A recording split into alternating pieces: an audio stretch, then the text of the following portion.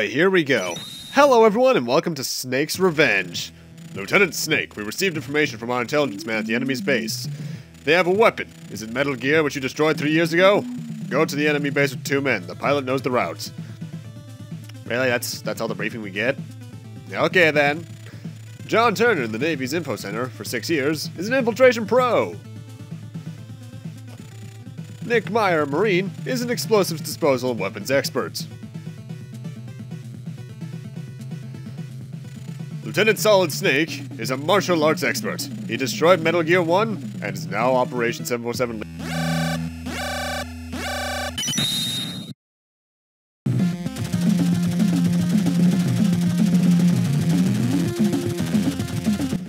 I think we kind of know who we are here, game.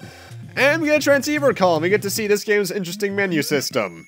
Snake, the purpose of your mission is to infiltrate the enemy's stronghold. You must collect information from your co-workers. Okay then. Although setting off flares like that is probably a good way to attract attention. In fact, it is. These guys on gyrocopters come in immediately. Similarly to Metal Gear 1 on both systems, these enemies have shit sight. They can only see directly in front of them. They cannot see to their behind them or to their sides at all unless you touch them. So you should be good. Also, don't do what I just did. When you get spotted in this area, they send a 3 or 4 man arms team at you. It's nothing too bad. One shot from your Beretta, which is matched to your A button automatically, takes them down. And spotlights. These spotlights suck. Why? You'd think with a spotlight, as long as you're not standing in the middle of it, you're fine, right? No, even if your head touches them, which doesn't make sense perspective-wise, by the way, you get spotted. Either we want to come over here and head up here, because we can grab some rations. Rations, like in the previous 2 games, are how you heal. And like in the previous 2 games, if you leave the screen and come back in, they'll respawn, so I actually go for maximum rations off screen. And that's how you use them. And now I've farmed for maximum. After I show that they actually do respawn, because I wanted to show that off at least.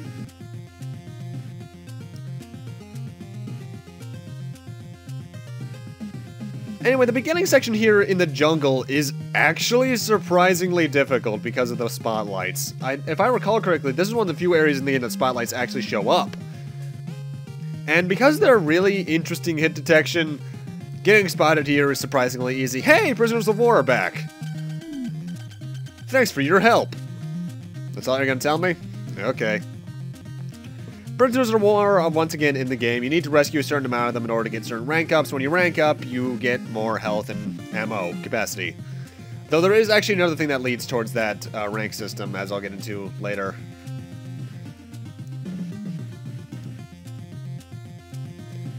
Gotta say though, starting off, this game already has a better soundtrack than Metal Gear 1 on the NES because that, while I like some of the songs from NES, Snake's Revenge is just much more catchy.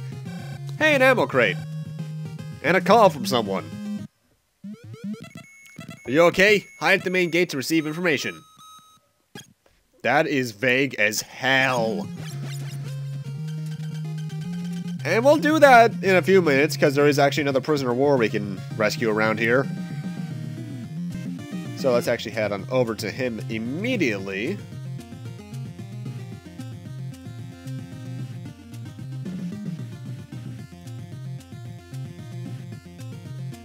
Thankfully, though, even though it's a fairly difficult section, the jungle is at least short, because we're out of here in like a total of 6 minutes. So, all things considered, it shouldn't be too hard for you to get through it. Thanks for your help! You're all gonna say that, aren't you? They're not all gonna say that.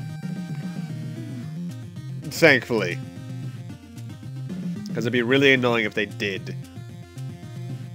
Either way, we actually want to head back towards where that ammo crate was, because the main gate is actually just past there. There's 2 gates into the base, but we can't get into one of them yet. And we're here at the main gate. Now we just need to get that transceiver call.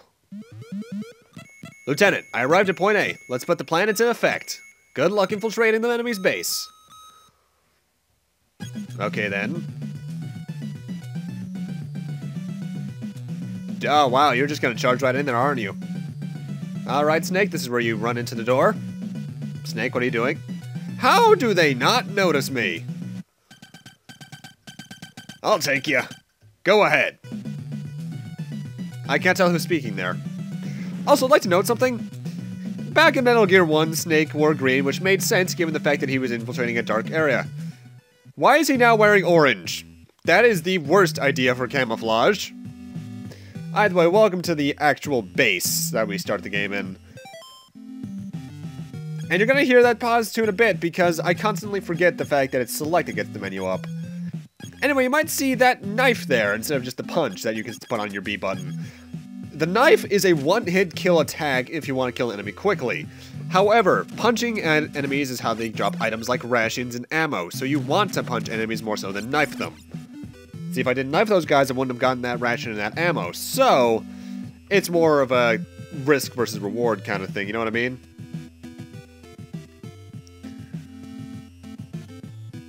And over here we get an old friend. Key card number 1. The key card system is still here, and like both Metal Gear 1s, every card will only open the door of its rank. So a card 1 door can open a card 1 door. That was redundant. Key card 1 can open key card 1 doors only. Key card 2 can only open key card 2 doors, not key card 1 doors as well, like it should. Which, you know, that's kind of how security levels make sense, but no! Clearance levels are such a bullshit in these games, apparently. And they'll be like that until Solid, keep in mind. Either way, we want to head up into here because there's our next prisoner of war. The enemy has a truth gas. If you find some, you can get classified information from the enemy. And by the way, you can't speed up the text, so that's kind of stupid. There's a lot of interesting design decisions we'll be seeing throughout this game that I kind of actually have severe problems with, but it's interesting to see. Though, like with the original Metal Gears, this is a stealth game prioritatively, so try not to get spotted too easily. And unlike Metal Gear 1 on the NES, this game, or actually in some parts of MSX, when you get spotted by an enemy, they will actually track you through screens, so don't try and run away like you could back in 1 NES. And over here, really quickly, we already got keycard number 2. By the way, this song is catchy as hell. And now we're back at the entrance where we started this area. Why? Because now we have keycard 2, we can head north here and go into both of these rooms. Or more so, back out into here. This is the other entrance I was talking about earlier, but if you came here earlier, you wouldn't be able to find this silencer. So now, if we shoot our handgun, it is silenced. That is a permanent silencer, thankfully, so pretty good. And now we want to head north. Now just me showing the fact that the silencer is automatically equipped. You don't actually have to equip it yourself, thankfully. Don't know why you wouldn't want a silencer on. You pretty much need it in almost every single case of Metal Gear Solid 5 especially. I got a truth gas. That's poor grammar. Truth gas leads into the secondary way of raising your rank up. But you'll see what that is in a few moments. And like with the ration, I do go back into that room a couple times to get the maximum amount I can hold.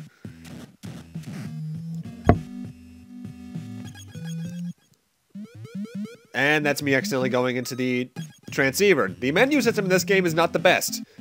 Oh crap, an enemy soldier. Not gonna alert everyone? Don't shoot. I don't know anything. My recent playthrough experience and the fact that I have truth gas says otherwise, sir. Our weapons are ready. That's the other way you can raise your rank. Truth gassing enemy soldiers. So, be on the lookout for both and make sure you have a good supply of truth gas up at any given time. Though, that does remind me about one of my early problems with Snake's Revenge, at least in the early game, is that at the lower ranks, you can't hold much of a lot of stuff. Like the truth gas, as important as it is to raise your rank, and to even learn hints about what to do next, at rank 1, I think you can only hold about 2? Rank 2, about 3. You could have the similar problems with Metal Gear 1 on the NES and MSX, but in that game, the only thing you really need, ranks for is to use the rocket launcher. Because all the rest of it does is just raise your ammo. John moved to a different spot. that. That's one of the first Star Trek references I think I've ever made on this channel. Huh. And admittedly, that problem doesn't get entirely mitigated by the end of the game, but it's better because you can hold a bit more. Oh wow, they actually gave the elevator rooms a different sprite for Snake. That's nice. Alright, now here on this floor, we actually want to head down on the right first because it leads to a room that we can get stuff in that we want to get stuff in. Oh, I thank you for your generous ammo drop, sir.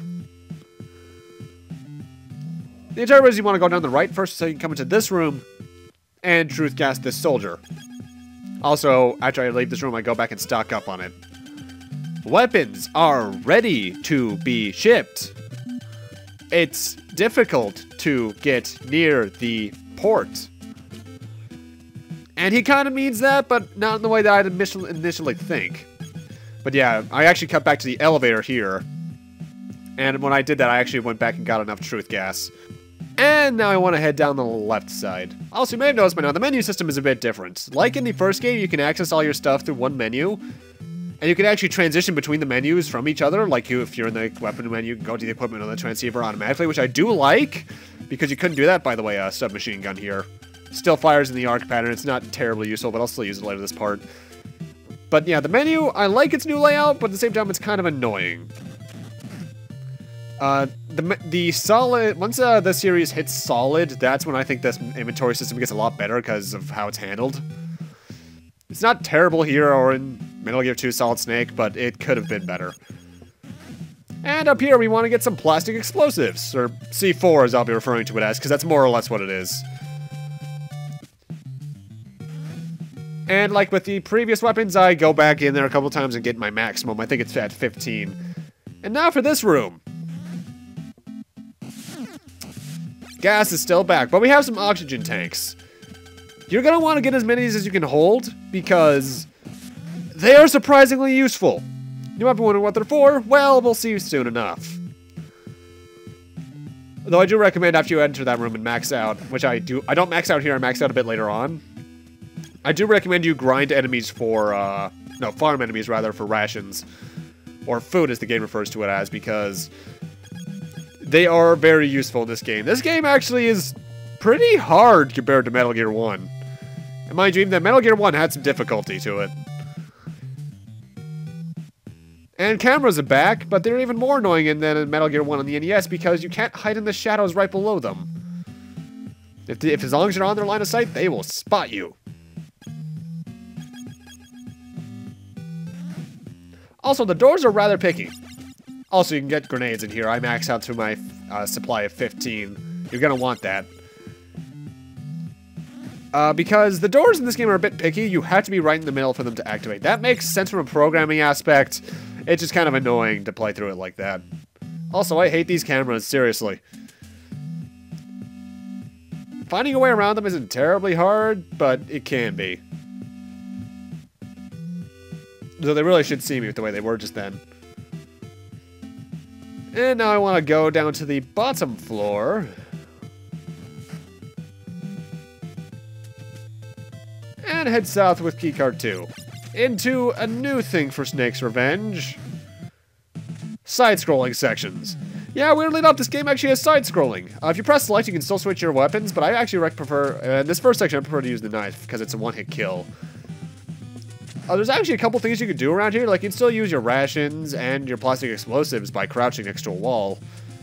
And then there's these water sections. When you duck, you can't breathe, so oxygen tanks are immediately used. This is the purpose of oxygen tanks. If you don't have an oxygen tank and you're ducking underwater, you're constantly taking damage. Which is kind of annoying, because Snake can't hold his breath for more than 5 seconds, apparently. The really annoying thing is that later on, some enemies will spot you the moment you transition onto a screen unless you're ducking. So you need to kind of time it carefully enough. Though I do like how they actually gave him 2 different crouching sprites depending on where he is. Stab him in the back of the head or in the knee. That works too. Like this guy right here as well. This guy's just annoyingly placed.